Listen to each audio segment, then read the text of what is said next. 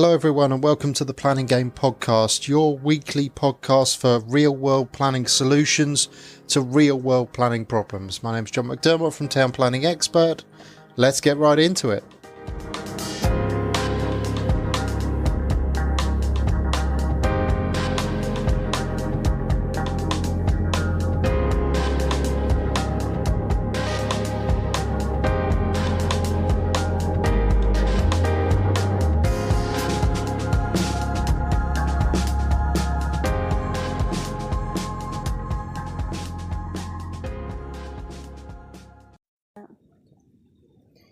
Okay guys, it's Jon from Town Planning Expert and I'm with, I'm with my one and only. It's the first time I've ever brought her on the Planning Game Podcast and I'm doing it for a reason, so everyone say hi to Tanya McDermott. Hello world! So, to explain who Tanya is, obviously she's my wife, but what she means to me in my business. Tanya is my office manager. Now, I had a life before an office manager. I had a business practice before an office manager. And having an office manager come into the business and take control of the administration parts of TPX Group was one of the, I'd probably say, most profound changes that we've done in the last few years. Wouldn't you say, honey? It's fun because I can call you honey on a podcast and, you know, everyone knows you're my wife, so it's completely fine. Yeah, there's no I weird can't do you thing. for sexual harassment or anything, can I, really? No.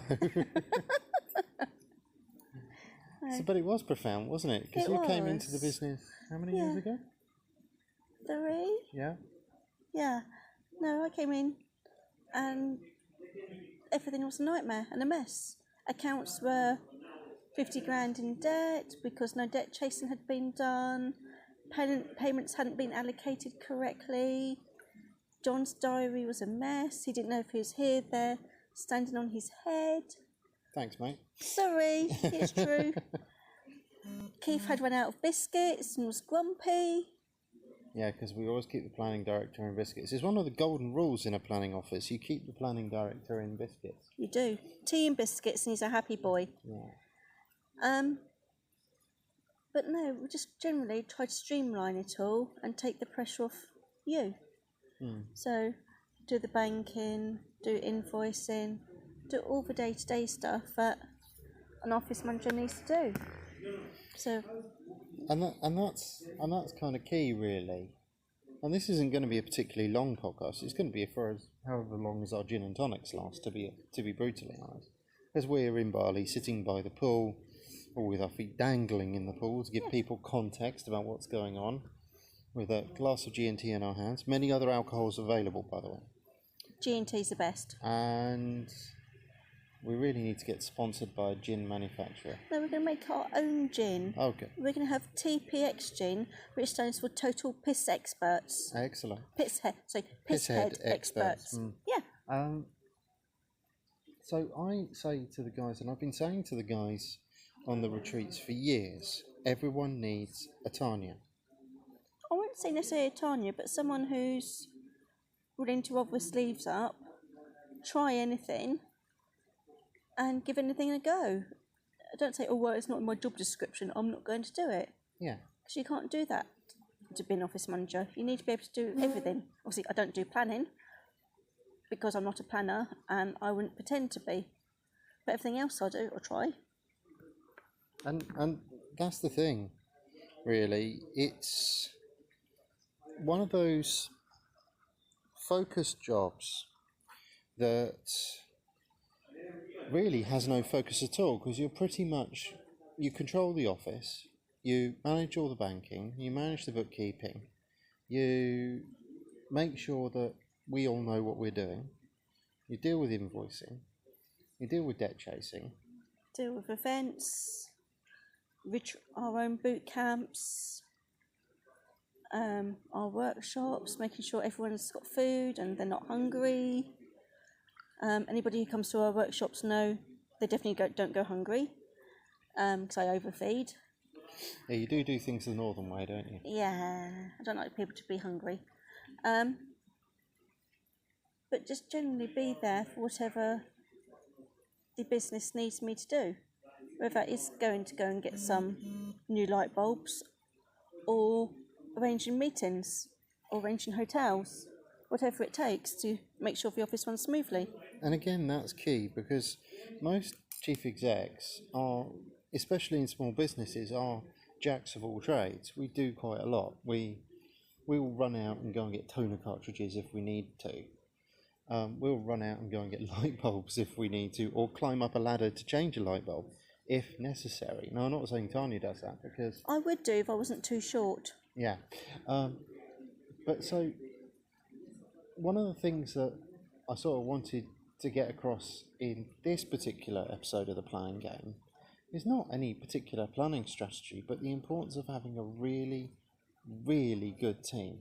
Yeah. And the importance of having someone or people and an organisation that manages and supports and grows that team. And I kind of wanted to use this as an opportunity to, talk with Tanya about how our team has grown, how her role is integrated into that wider team, and where she sees the business going in 5, 10, 15 years time, because in reality that's where we're all planning here in Bali. We're all planning for the future. We're all looking ahead.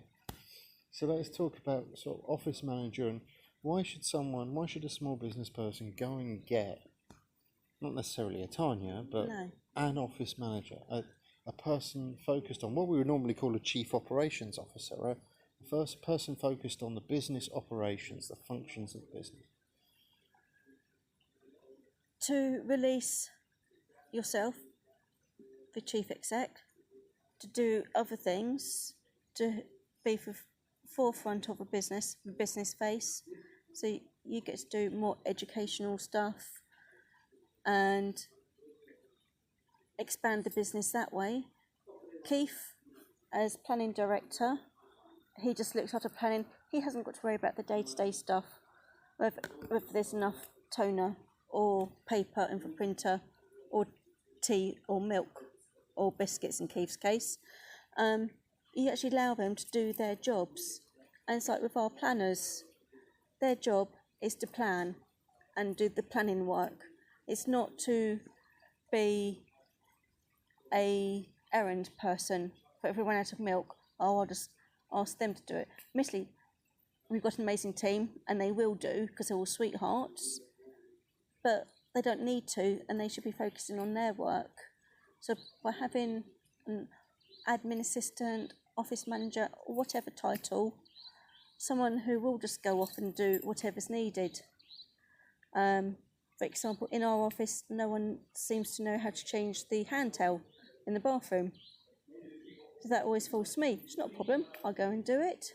But I don't expect anyone else to do it, because it'll take away their time, and they should be doing planning applications or appeals or whatever it is within the planning world that they're doing.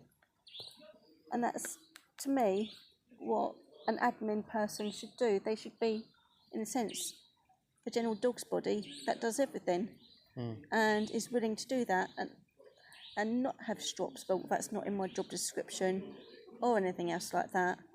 Okay. So, and I guess what we're really talking about there is leverage. So essentially the time on the tasks that are less important, but still make the office function. They're still vital for office functionality.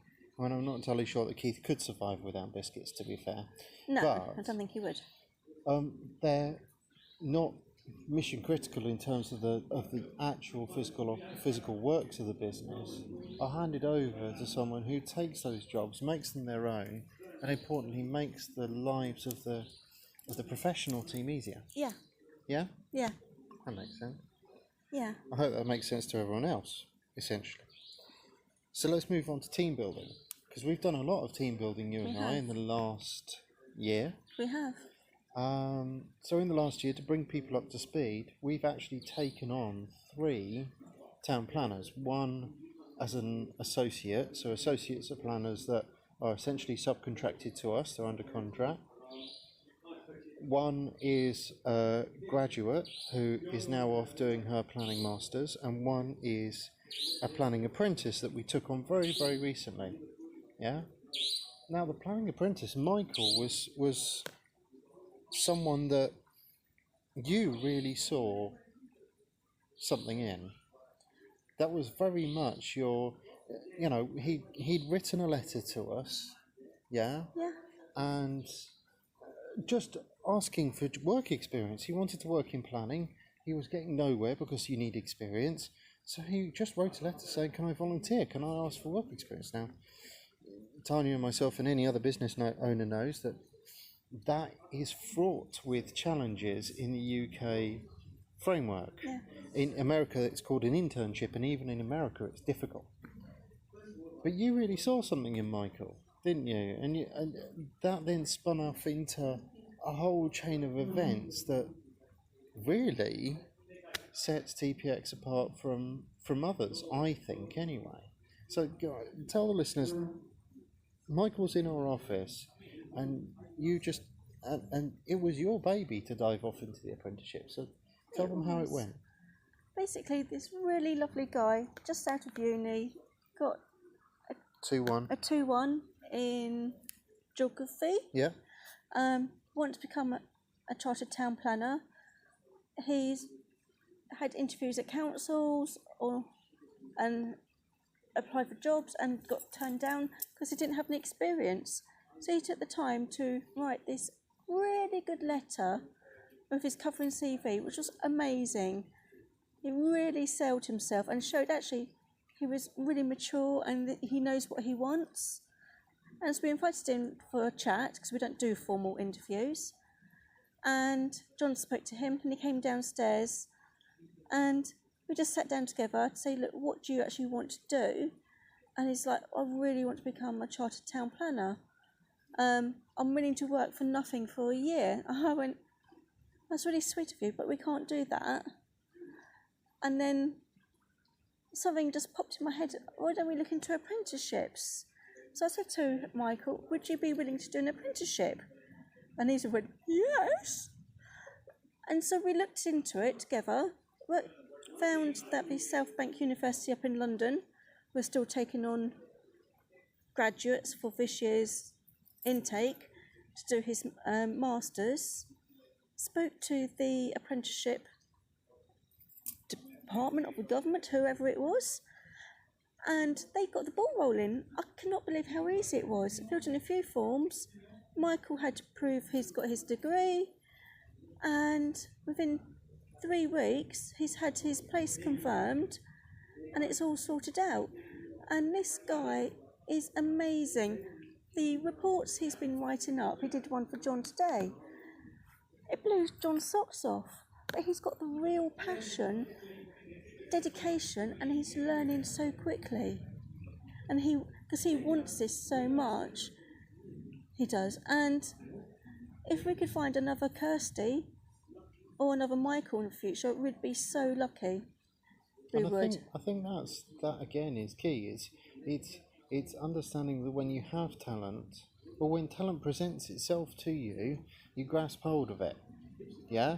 It was always in our plan to employ another town planner this calendar year. We employed Kirsty last year. It was in our plan to employ another town planner this calendar year.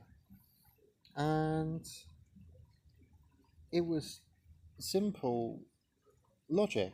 It was a no-brainer. It really was a no-brainer with Michael. And that's the thing with businesses, when you have people who are passionate about what you're doing. And when Tanya says he blew my socks off with the report, I mean, this was a report that I would have expected from a planner with 10 years experience. And here was a guy fresh out of university producing 10 year graded reports. And it was excellent. And it was well formed. And it was well rounded. It was a good rational argument. Everything I come to expect from the graduate system in the UK. Fantastic. So, last question from me. As our office manager, where does TPX go from here? We keep growing, we keep expanding. We don't sit on our laurels. We learn via mistakes. If we get something wrong, we learn from it. We grow. We're not just John, Tanya, Keith, Kirsty and everyone else in the team. we're a little TPX family, and that family is going to grow, and we're going to take over the world, well, the UK anyway, with planning, and show other companies how planning should be, and just how good a business and how important and vital it is to the people who are developers or thinking about developing,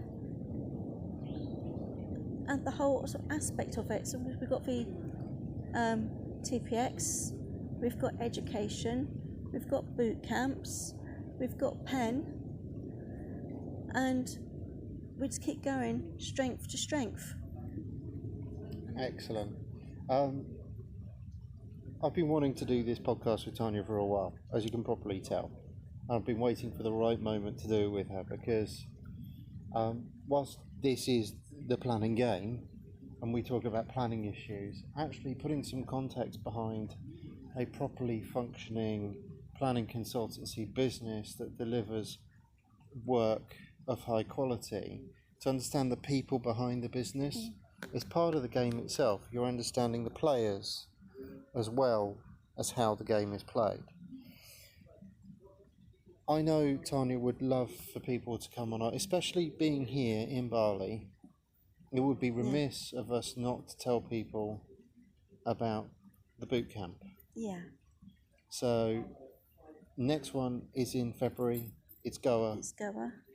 It's a planning-focused boot camp in an amazing villa right in the heart of Goa. Goa's in India, if you don't know your geography. It's not in Plymouth. It's not in Plymouth. And there, well, I'll let Tanya tell you. So what did the guys do last year, or this year as it was, in May, because we did one in May. No, we didn't. We did it in February. Oh, in February. So what did the guys do this year in February? Give them a flavour of what they could achieve. They came out wanting to find a few sites that they could go home with and get the ball rolling. What every single delegate did was smash their targets, go home with sites. They've put offers on some of them. They got their power team working behind them, doing the necessary packs, really learning how to do planning and how it works with your developments. Because you can't do a development without knowing what stages you need to do planning at. And how to play the planning game. And how to play the planning game, yeah. So they all, well, I hope, and from what I've been told by them, they all got so much out of it.